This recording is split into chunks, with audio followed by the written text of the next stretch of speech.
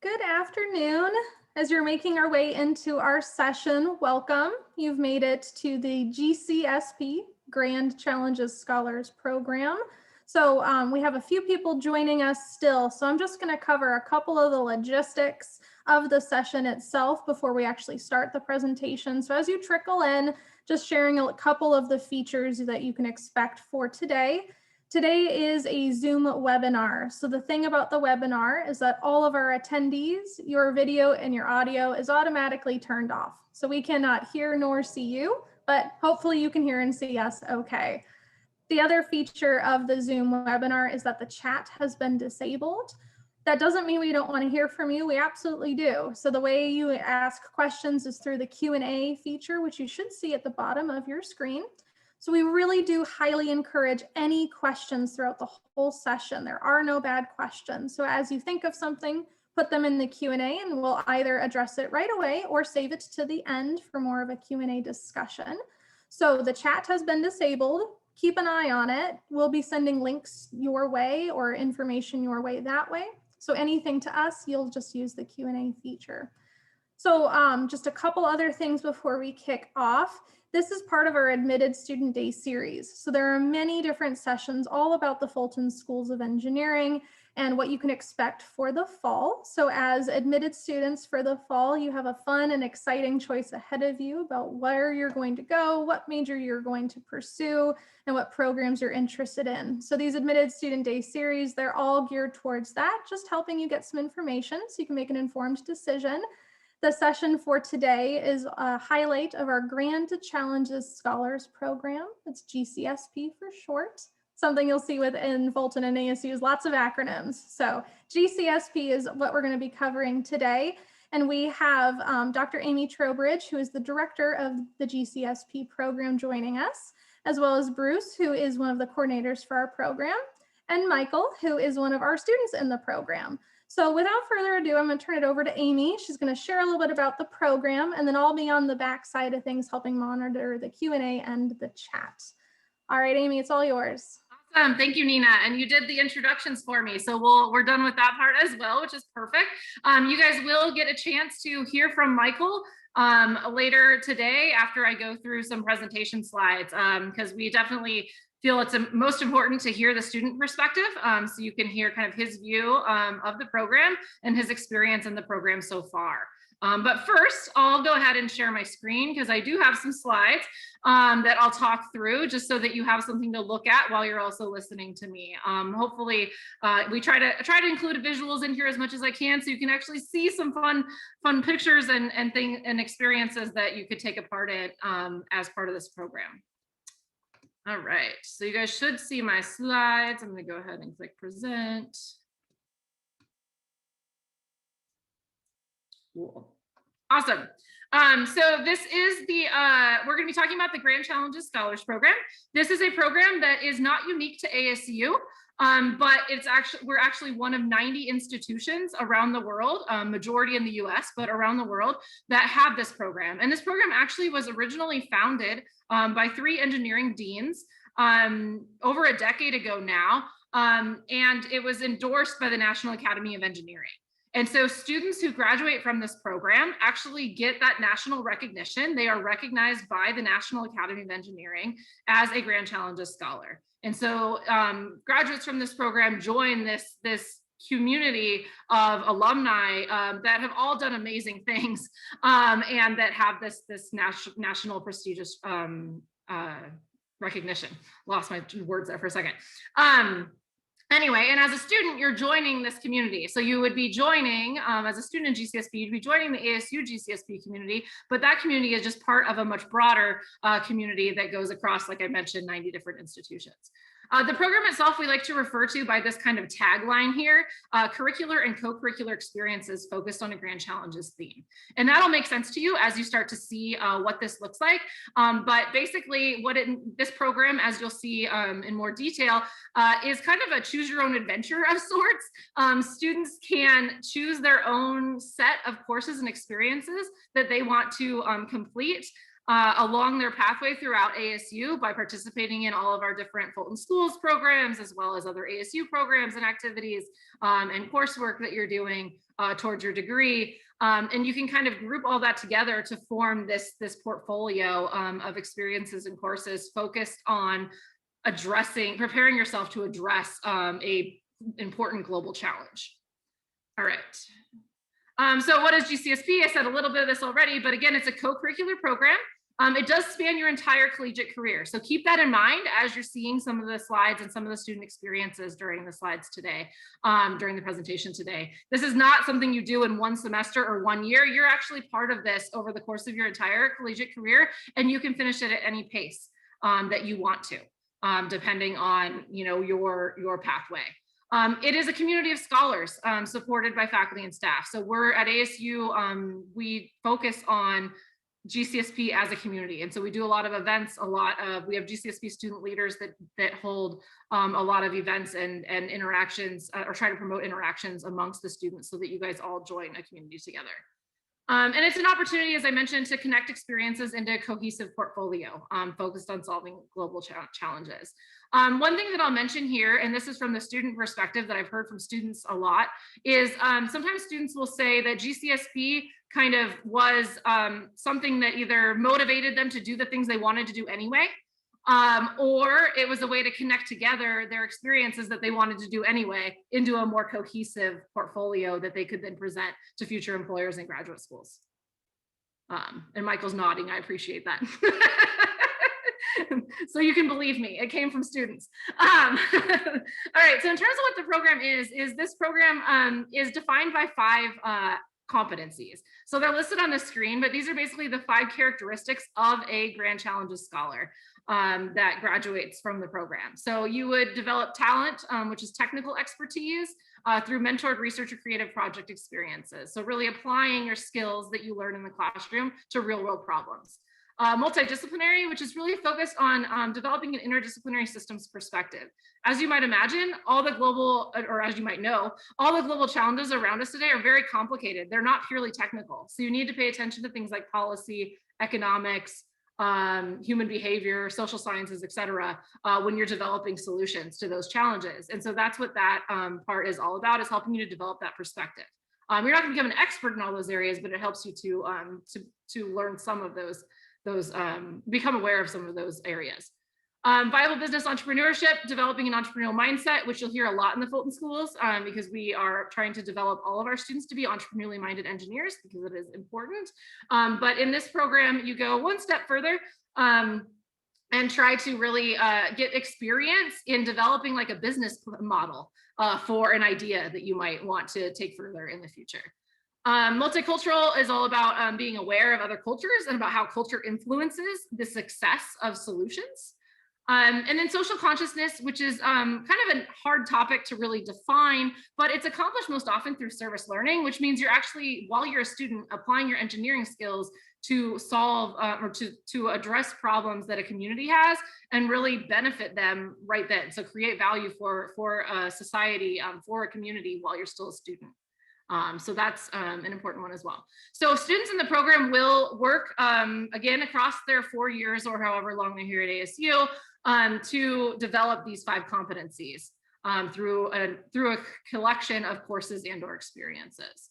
And while they're doing that, again, it's this cohesive experience. So you're building this portfolio of experiences and courses that achieve those outcomes, those competencies. So they help you to build those competencies within yourself. But while you're doing that, you're focusing on something you're passionate about. So you're not only just like doing, getting all those skill sets, but you're becoming aware of like gaining perspectives of problems in all of those competency areas around the problems that you're passionate about. So like if you're really interested in health, you would do everything kind of sort of related to health or sustainability. You would choose one of those 4 theme areas to focus on for your entire GCSP portfolio. And on the left, I do have the list of the National Academy of Engineering Grand Challenges, mostly included there because they were the inspiration for the Grand Challenge Scholars Program originally. They are complicated challenges or complex challenges, and it takes a different skill set and mindset to address them. And so they're I wanted to make sure to mention them here because that is what inspired this program. And also students can focus on those specific ones if they want to. All right, when you're joining the program, we do have an application process. There is an application on our GCSP website. It is a very simple, easy application though. I think it's like 4 questions. And so if you are interested, definitely encourage you to check that out and apply. But once you apply and you're accepted into the program, one of the things that you are invited to register or apply to attend is our GCSP Summer Institute. So we start to build that community before you're even on campus at ASU. We have our GCSP Summer Institute, which is a week-long program, typically in July.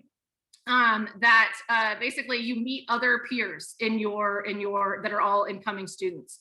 And you also have older peers that work as counselors, and you meet faculty, students, learn about on campus and learn about different work on campus related to the grant challenges and explore them through different activities. After Summer Institute, which is optional, but we do encourage our students to do that to jumpstart. The first step that's required step for Grand Challenge Scholars Program is a class called Perspectives on Grand Challenges for Engineering. And when you're accepted into the program, you'll get access to register for this class. And in this class, it's really about figuring out what you're interested in and figuring out your pathway in the program. So it's all about finding your challenge. So we explore all the different grand challenges, and we also explore them from an interdisciplinary perspective. So you start to see and explore how economics can affect energy source success, how ethics can affect biomedical solutions, things like that through an interactive activity, and you meet your peers. And then after you take that course, you'll develop a plan in that course actually for the rest of your time in GCSP to achieve those competencies. And so this slide just gives some examples of various programs that you may or may not have heard about yet at ASU, but I'm sure you will through other things that all connect to this program. So anything, if you've heard about our undergraduate research initiative, or EPICS, engineering projects and community service, or entrepreneurship and innovation activities, all of those different programs can also be activities that count towards or fulfill requirements for GCSP. And so that's why I said a lot of students say GCSP motivates me to do everything I want to do anyway, or I was already involved in all these things and GCSP helped me connect them together. And so this is just some examples of those activities that students might be involved with. I actually now have even better ways to show examples. We actually are hosting our first annual GCSP graduate showcase tomorrow. And at that event, or for that event, we had our graduates prepare slides showcasing their experiences. And so in a single slide, you can see an overview of a couple students' experiences. So I have 2 different ones in here. This is Rachel Fisher, and she's graduating this spring. And you can see kind of the collection of different things that she did. So a couple of things I'll point out. As I mentioned, there's overlap with some of the undergraduate research initiatives like Fury. You'll see that poster up there on the left corner. She was also involved in Venture Devils, which is an entrepreneurship and innovation program you can apply for and do to get mentorship and support to pursue venture ideas that you might have. She was involved in a design competition through Engineering World Health, which is a student organization. She has some courses on there. Her ASB 327, that fulfilled a general studies requirement.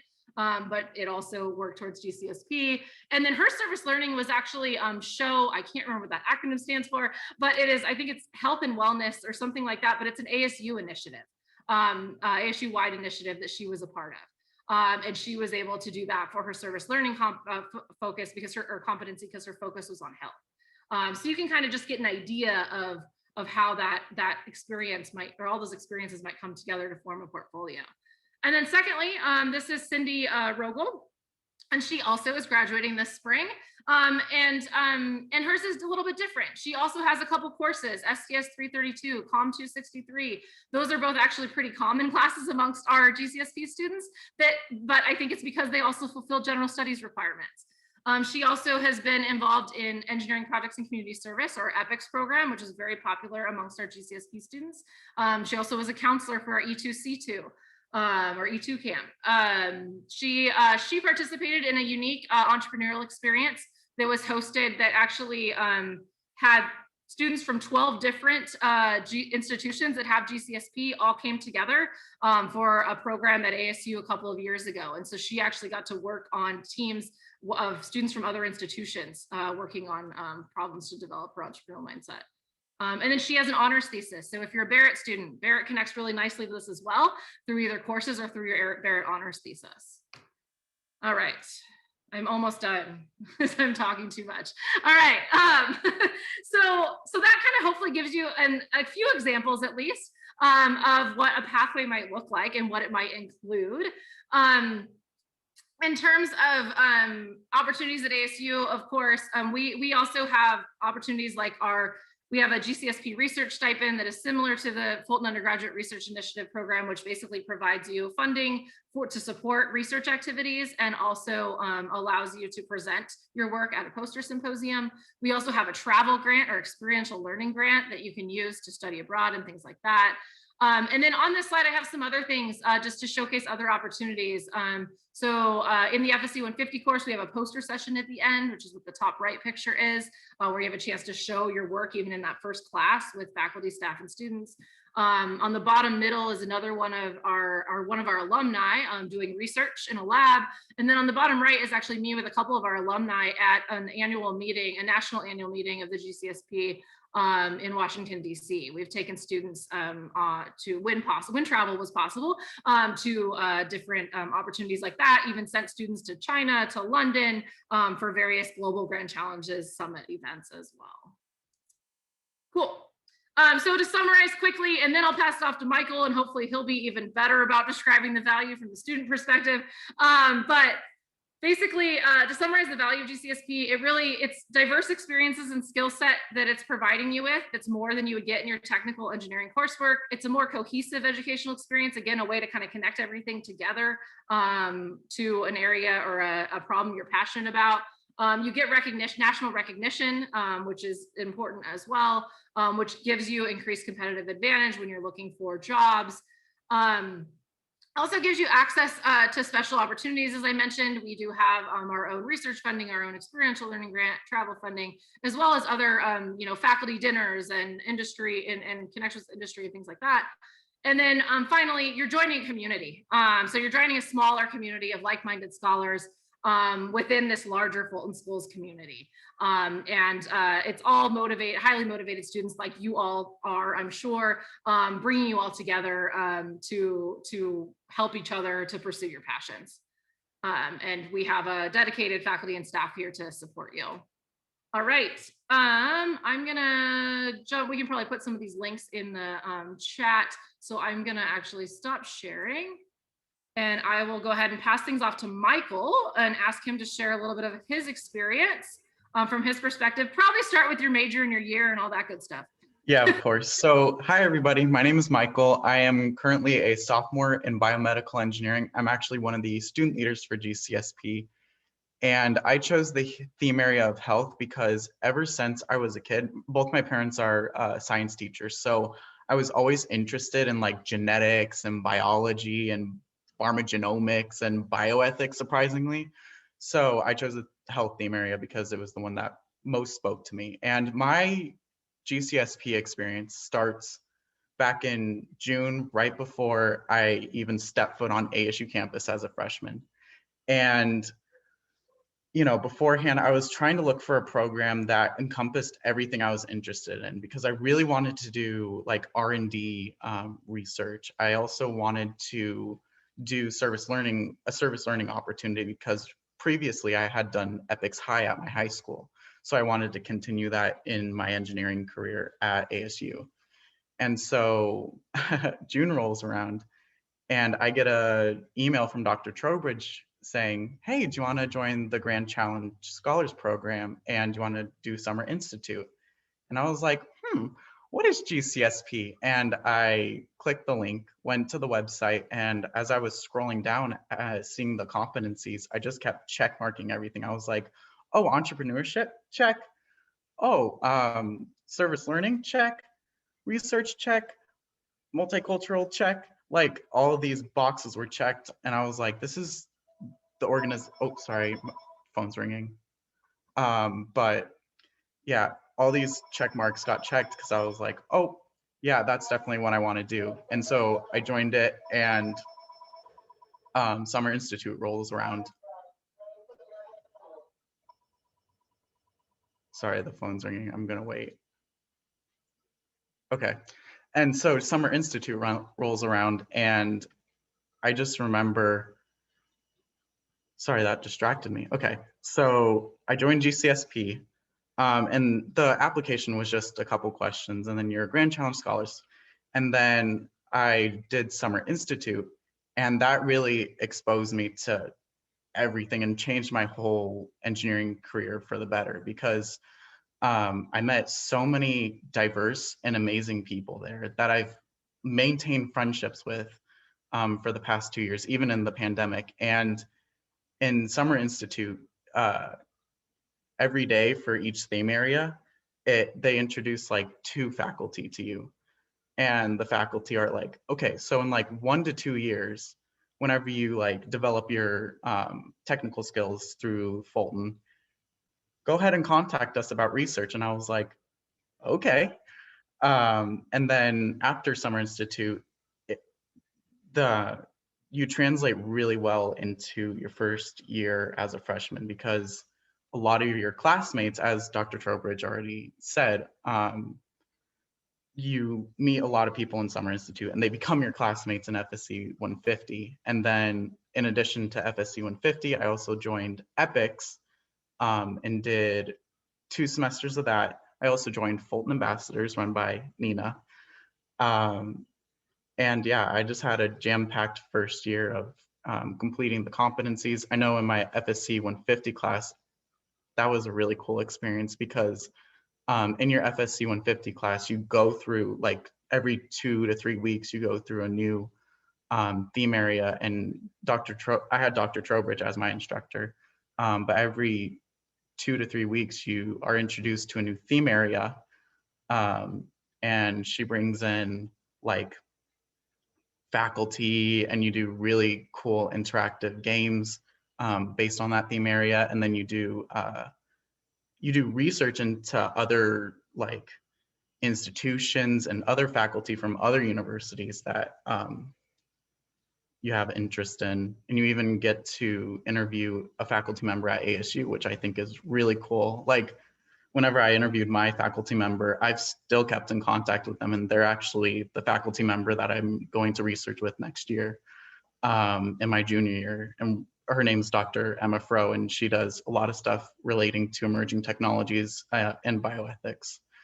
And ultimately, from that whole thing, GCSP has really been a valuable thing to me, because it's just introduced me to a community even before you step onto ASU campus. And it really makes your portfolio diversify. Like as Dr. Trowbridge said, every student's experiences, you can't really copy each other's experiences, because everybody has a different things that they're passionate about and they're interested in.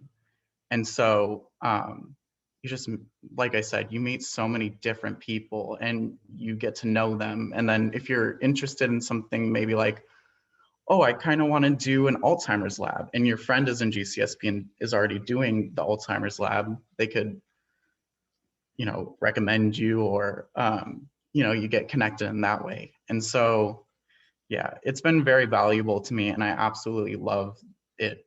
In the 2 years I've been in it, I've been really involved in it, and I just love it. And if you guys, I would like to promote the Instagram and LinkedIn, but if you guys are at all interested in GCSP, we actually do have a Instagram and a LinkedIn if you guys want to join those. So if you guys have your phones out, go to Instagram and type in GCSP_ASU. And at the Instagram, we do a bunch of like student spotlight days, we do Instagram takeovers, we do a bunch of events.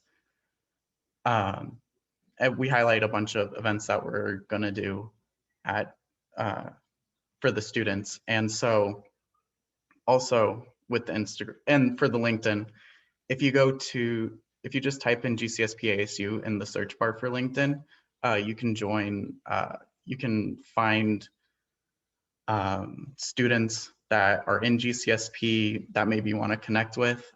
So you can do that through the LinkedIn. And then for the Instagram, if you do the Instagram GCSP_ASU, we're actually having an Instagram takeover run by me that will, and I know you might be scared right now because there's a bunch of adults talking to you, but if you want to ask me anything for the Instagram takeover for tomorrow, I'll have a questionnaire like, hey, what questions do you have about GCSP? And I'll be running it all day, and you can ask me it there. And I hope to answer your question well. And yeah, but in summation, please join. It's an awesome program if you're interested in research, doing epics, doing anything like that.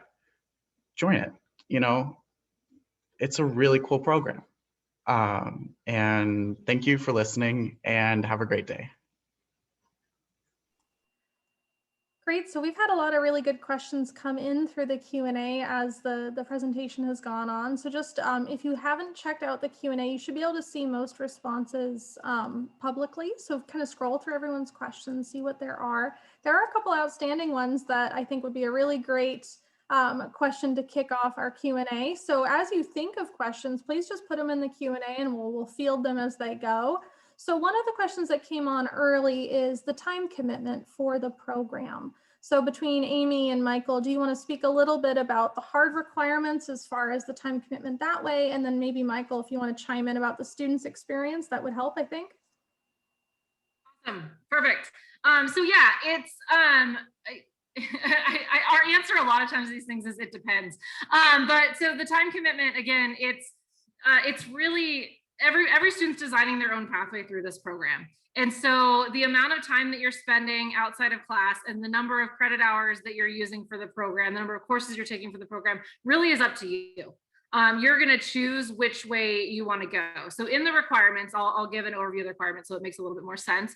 The requirements themselves, basically, it's so for the first competency is a researcher creative project experience. That one we're typically looking for participation over the course of 2 semesters, but that's usually an outside of class type experience. It could be done during a summer as well, because it's a hands-on researcher creative project experience. For the multidisciplinary competency, it's either 2 courses, including the FSE 150 course that's required anyway, it counts towards that. And then the other one can be a course or an experience. And again, it really depends on which you choose, what kind of time that's gonna be for your commitment. Entrepreneurship, we because of the focus on entrepreneurial mindset in the Fulton schools already through the curriculum, we only have 1 requirement for that piece. So it's 1 course recommended, our FSC 301 entrepreneurship and value creation course, or an experience of some sort. Multicultural is 2 things, either courses or experiences, and then service learning is 80 hours of service learning, which that number actually may sound like a lot, but it's really not.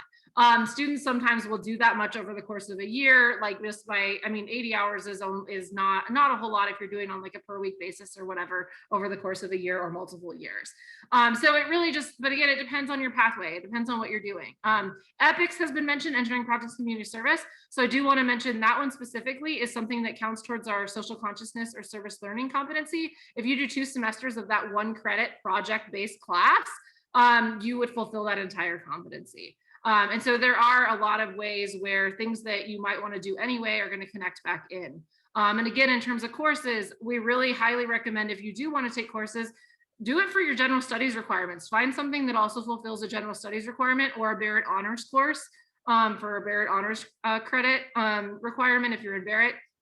And try to, don't take extra courses. Try to find ways to fulfill other requirements while you're continuing on. And so I would say if you plan early and plan smartly about what you're going to do, which we help you to do in FSC 150, you actually lay out your plan over time. I think the time commitment is relatively reasonable, and it really is. It's not extra. It's things that you're doing anyway, and so it just depends on what you decide to do. Michael may be able to better explain that, but Yeah, well, like with the FSC 150 class, at the end of the class, pretty much you have, sorry, hold on. With the FSC 150 class, we actually do at the end of the semester have an assignment where it goes, hey, plan out the next 4 years of your experience at ASU. So you can do a 4-year blueprint of what you want to do in that 4 years. Like, for example, for me, I was like, okay, I'm going to do 2 semesters of ethics in my freshman year. And then like junior year, I'm going to do 2 semesters of research. And then I'm going to do FSC 301 in the fall of my junior year and this and that. So even if it seems overwhelming right now, once you get into the curriculum and you get into the program, then you sort of go, okay, now I know how to navigate. I think that's a really helpful response. So with that, I think we've covered the time commitment pretty well. Then a few questions have come in through about the application itself. So the application is not just open to incoming freshmen. You can apply after your freshman year. Is that correct, Amy? yes, but I want to add some comments on that. So yes, so you can apply anytime. Current students can apply. However, I highly encourage you to apply now if you're interested at all, because there is no penalty to you applying early. And honestly, we have the FSC 150 class, which helps set you up for success and also just getting, and helps you to plan. And so the sooner you do that planning and you figure out what GCSP is all about, the more likely that you're going to be able to finish it over the course of your time here. If you wait until sophomore year to apply and accept into the program, it won't be on your mind. And so you'll end up with less time to complete the requirements of the program. So I highly, highly encourage you, if you're interested at all, go ahead and apply now. But yes, we do accept later applications. Perfect. That's very helpful. And then similarly, is there a link to the courses that all connect into GCSP, or is it a little bit more of a coaching perspective? Good question. And actually, we do have a GCSP program manual, so that we don't publish that widely to everyone, but we have it available for all of our students. So once you're in the program, you would get access to our Canvas course shell that actually has a lot of information, but definitely has the program manual, which has a list of pre-approved courses. So there's a list of pre-approved courses for each of the competency areas. Some of them are for specific people pursuing specific themes like health or sustainability. Others are approved for anybody in that area. And we do try to list ones that have general studies requirements as well. Yeah, so that's what I would say for that one. Perfect. All right. So then it looks like we have a question for you, Michael. So one of our participants is into the biomedical engineering program this fall. So research opportunities, how easy or hard was it for you, Michael, to find research related to biomedical engineering?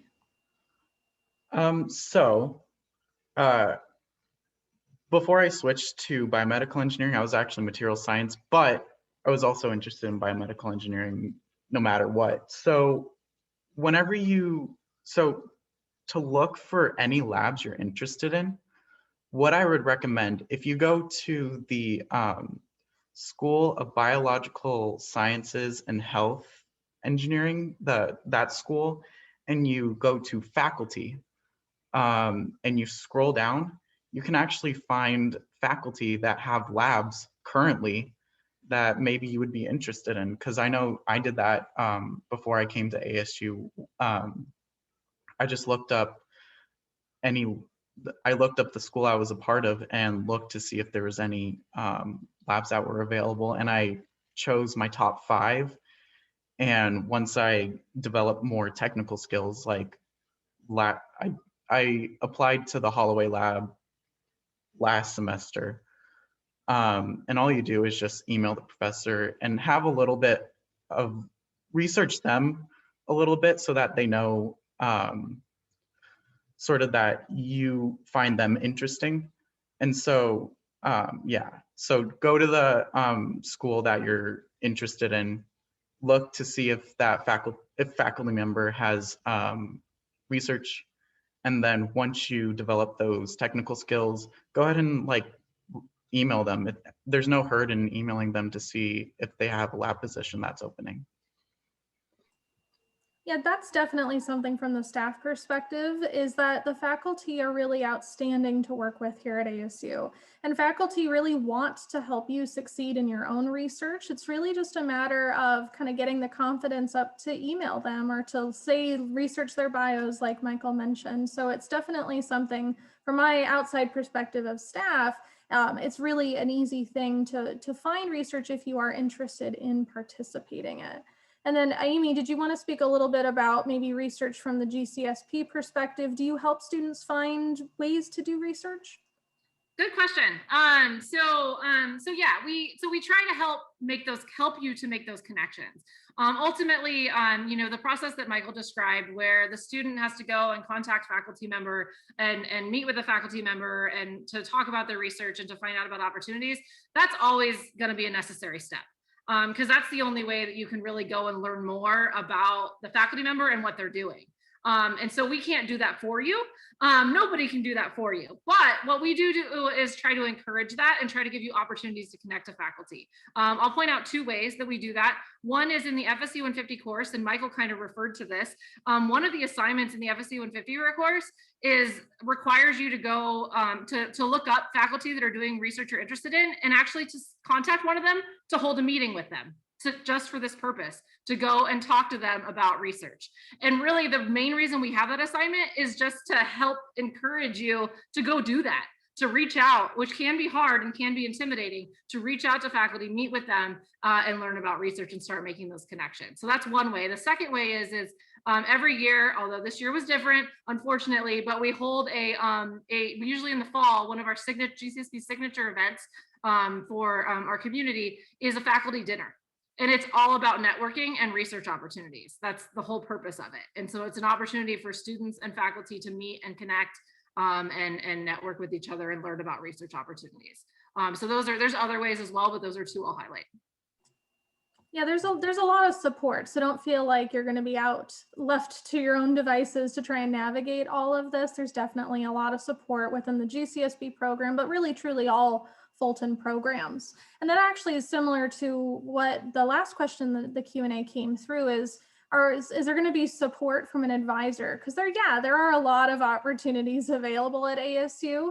So if you've paid your enrollment deposit, what you should see on your My ASU portal is what's called the new student experience. That is basically everything you need to know from the new student's perspective to get ready for the fall. So that includes logistics like scheduling for housing, scheduling a meal plan, scheduling an appointment with your advisor, sending in your transcripts, all of that. So that's part of that new student experience, which you'll see on your My ASU account.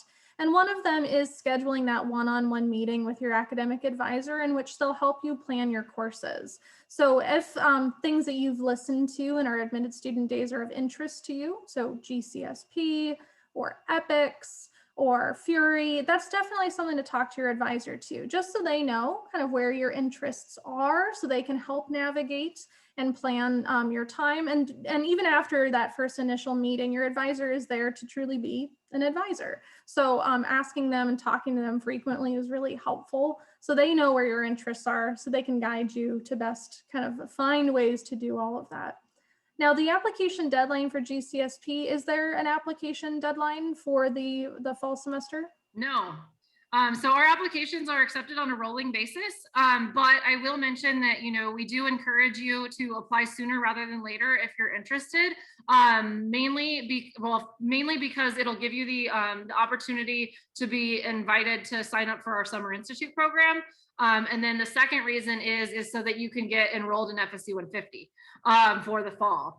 It's much easier if you can do it anytime, but if you're able to apply, you're interested, go ahead and apply now. Then that way your advisor will actually be able to help you to make sure that FSC 150 is in your schedule for the fall, which is a huge, huge benefit to you. So that's, yeah, but it is rolling. Now, there were a few questions earlier about the Summer Institute. So I think, Bruce, you were the one who responded to these. With the Summer Institute, it's still being discussed whether it be in person or virtual this year? Correct. Yeah, so we are still kind of weighing both options, but we should have an answer on that in the next couple of weeks. So if you are one of the students who have already been admitted into GCSP, just keep an eye out on your email, and we'll be sending out some more information on how you can register. And I just saw another question about a cost for the Summer Institute. So I think that depends on the kind of format that we choose to go with, whether or not it'll be in person or virtual. So again, sorry we don't have a direct answer for you today, but just keep plugged into your email, and we should have an answer in the next couple of weeks. And also just one quick clarification or to add on to that is the Summer Institute is only for GCSP students. So you will learn about Summer Institute and get a link to information and application when it's available once you're accepted into the program. And that's because we're focused on building that GCSP community at that event. So your first step would be to apply to GCSP, although I am aware some of you probably already did, which is great.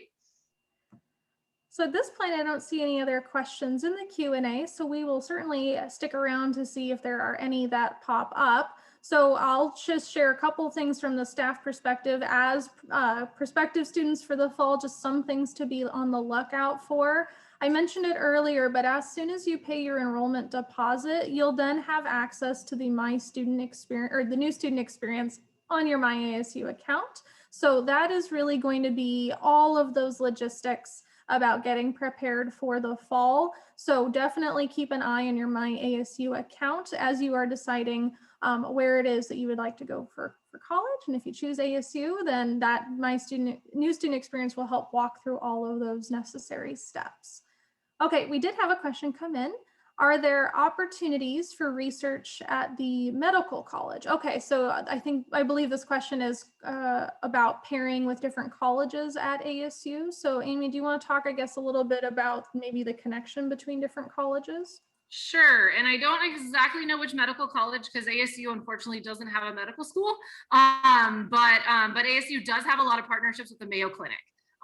So I will mention that. And so there are students who do have the opportunity to do research with mentors that are either faculty mentors at ASU that have partners at the Mayo Clinic, or sometimes students will end up on a project where their mentor will actually be from the Mayo Clinic. So there definitely is opportunities for research that connect to any medical partner, medical school partners that ASU has. And then in terms of other colleges, since Nina broadened that question a little bit, which is good, is at ASU, you can do research in any college. And one of the things that's a little bit unique about our GCSP research stipend, which you can apply for as a GCSP student to fund your research for a semester, is we actually will support your research with a mentor from any college, anywhere at ASU. And so we have had students who have done mentored research projects with people in the School of Sustainability, the School for Future of Innovation and Society, Life Sciences, a lot of those other areas that they found faculty doing work that they're interested in. Actually, education as well, I think we've had some do projects with. And so absolutely, there are opportunities to connect outside of the Fulton schools. Yeah, ASU is a very multidisciplinary place. So while your major might be within the Fulton schools and you participate in Fulton schools programs, it doesn't mean you just live in Island Fulton and never talk to anyone else. There's a lot of multidisciplinary research that happens. So yes, absolutely, it's not just related to Fulton. Now I have a question that came in about Engineers Without Borders. So I think you maybe mentioned this, Amy, as one of the things that counts for GCSP. Sure. Yeah. So I'm not an expert on Engineers Without Borders, but I can give you enough information about it from my perspective. Engineers Without Borders is a student organization. And so it is extracurricular, and it's a student organization, and it's actually, there's a student chapter at ASU. So Engineers Without Borders, which you may or may not know, whoever asked this question, is a larger organization that has student chapters at various different universities. And what Engineers Without Borders does is it's a service learning based, engineering service learning organization. And I don't have their official mission or anything like that, but students that in that program, what they do is they typically work on a project for a community in another country, as the name sort of suggests. So, you know, whether it's providing access to clean water to a community in Africa or in a certain country in Africa, you know, or if it could be, you know, or energy, a reliable energy to rural areas of even the US, but usually Engineers Without Borders is abroad. So it's basically, you know, you would work with groups of students or other students on a team to, you know, talk with the customer, interact with that community, and develop a solution to fit their needs. Really cool way to get real world engineering experience as a student. Yeah, absolutely. And I put the link to the ASU chapter in the chat so you can look more into it. The website's really nice because it lists some of their current projects as well as some of their past projects. And so they also list their executive boards. So if you were really interested in learning more about Engineers Without Borders, you can certainly contact their outreach. So let's see here. I think that's a follow-on. Okay. So is it a physical exchange program or just solution development? So Engineers Without Borders, and actually EPICS has some global projects as well, so I'll throw them in the same bucket. No, some students actually do get to go and implement it. Obviously, you know, in our pandemic times, we have not been able to do that. We haven't been able to have students travel to go implement the solutions, but when we return to some kind of normal where we are able to have students travel, students do actually travel and implement those solutions in the communities. Not all of the students on the team, but some get to. And I should mention, I think there was questions about Barrett. So I also want to mention Global Resolve is another similar program. If you're interested in engineering service learning type activities like EPICS or Engineers Without Borders, or which is sometimes referred to as EWB, or Global Resolve is another one that you may want to look into that is closely associated with Barrett. And I'll put that in the chat as well, the Global Resolve. So what you've kind of seen from this presentation and other Admitted Student Day presentations, if you've been in those, is that these programs are not just standalone programs. There's a lot of synthesis between GCSP, EPICS, Global Resolve, E&I. There's a lot of crossover. So as prospective students, don't necessarily go into the mindset of you have to pick just one and which one fits you best. A lot of it, there's crossover. So if you are interested in joining one or many, then you certainly can. So Michael's a good example of that. Michael, you're involved in quite a lot. What other programs are you involved in, Michael? Oh, geez. Definitely GCSP, Fulton Ambassadors, EPICS. I think those are the ones so far. Yeah, and you're just a sophomore. So it doesn't mean you have to get so over involved in everything, but know that there's a good synthesis between the programs, and finding the right balance is a really good way to get a good experience outside of the classroom. So we will stick around for a few more minutes to see if other questions come in. If you've gotten what you needed from our presentation today, you're more than welcome to log out. But if you'd like to stick around and ask anything else, we'll stick around for a little bit as well.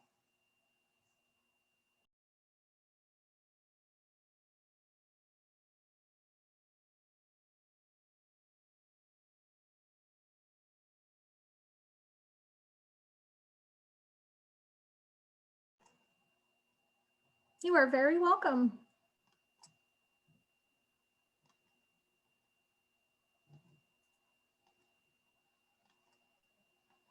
While we're hanging out a little bit, I'll add a little bit of comments on a couple of the questions that were answered previously, but just to add a little bit more context, there was one about Barrett and the relationship between honors contracts and GCSP, and terminology and with Barrett in any of our programs can be really confusing.